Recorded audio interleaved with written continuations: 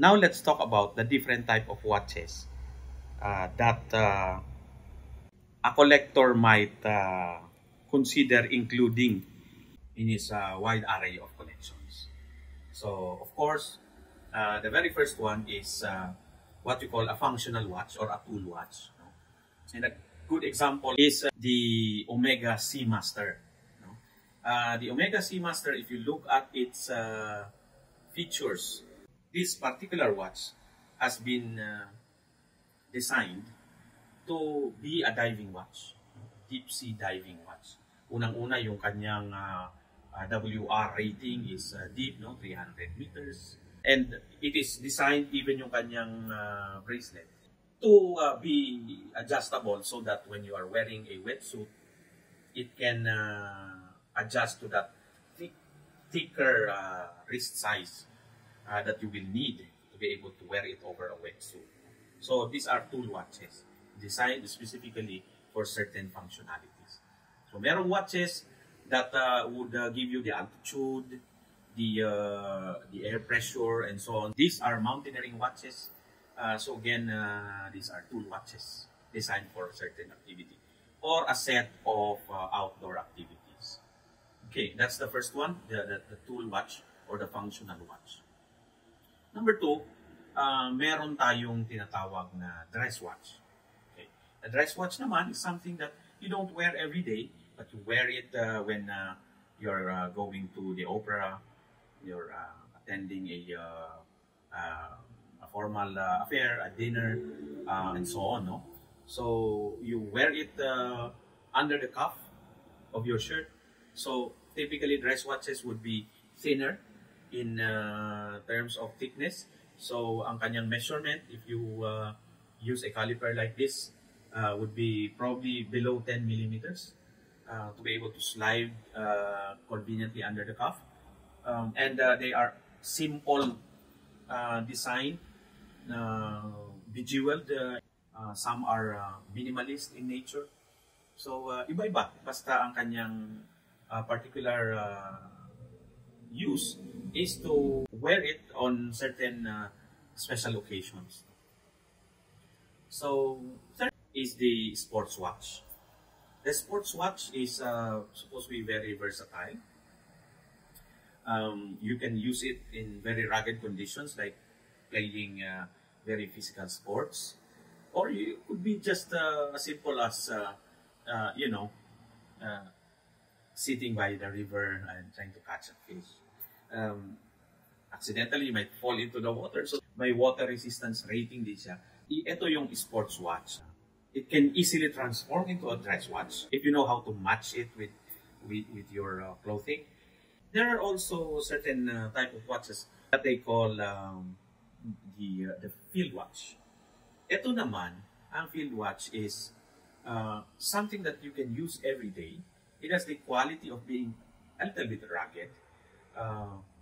Pero typically, the difference of this is that because a chronograph can be considered a sports watch, especially because of certain functionalities like a chrono could actually be used as a stopwatch. So may mga sports that you want to time.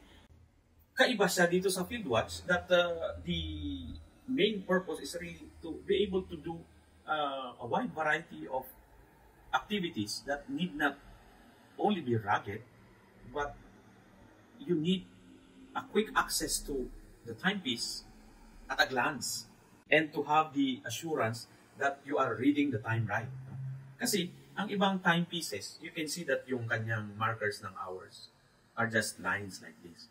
But then, kung medyo tabingi yung pagkakasilip mo sa watch, baka magkamali ka ng basa. You would misread the time. And this will not happen if the numbers are all in Roman numeral. From 1 to 12, big Roman numerals, ito ang typical na characteristic ng field watch. So that kahit medyo tabingi, napasilip ka lang ng medyo naka-stretch yung kamay mo because you are, let's say, doing carpentry work, pagtingin mo, obvious yung Roman numeral numbers. No? And being a field watch, of course, it might be that you would need to have a quick access to the time pag madilim na, dapat hapon, alanganin ng lighting. So, yung iba, may ilaw. Yung iba naman, matagal ang loom. Historically, field watches were used by soldiers. Big numbers with the minute markings. It's light on the wrist. Ang straps are not leather or stainless steel. Usually NATO, generally brown or green in color, and so on. And these days, the more popular makers of field watches are micro brands like Boderi and Bertucci. Of course, Seiko makes field watches, and Timex is quite popular in the field watch category, like yung kanilang Expedition series. Yeah. And the advantage of Timex is, of course, that the technology of Indiglo is proprietary to them. No? You don't rely on the loom of the watch, but rather, pipindot ka lang and the whole face or dial would be illuminated by this Indiglo technology. Yan, so field watches. And a subcategory would be the pilot watch. No? Halos pareho yung considerations with a field watch, but the pilot watches might also have the chrono capability. And typically, yung pilot watches, while field watches would tend to be around 39 millimeters and smaller, ang pilot watches naman papalaki. No? The reason for that is so that when the pilots are actually doing their job in the cockpit, when they need access to the watch, they don't have to bring it closer to them and let go of certain levers or knobs that they need to handle. No? That means that they can turn the hand and have a look, and they got it. They got the information that they need without necessarily having to bring their hand closer to their face or to their eyes. So, yun ang different type of watches. Basically, tool watches, sports watches, dress watches, field watches, and then you can add to that the watch, or what I always call as the beater watch, yung pambugbog pangharabas. Suot mo araw-araw kahit anong gagawin mo. So, 6 to complete a collection. And then any subcategorization you can add to your collection. You want a diver GMT, you want a sports watch GMT. Meron pa sa field watches na subcategorization na nurse's watch. Sa dulo niyan, my friends, sometimes we see a watch that resonates with us. And you kinda stop and think, okay, bibili ako niyan. So you end up thinking about certain uniqueness, or what we call in the horology enthusiast community as complications. Because a watch is supposed to just tell the time, right?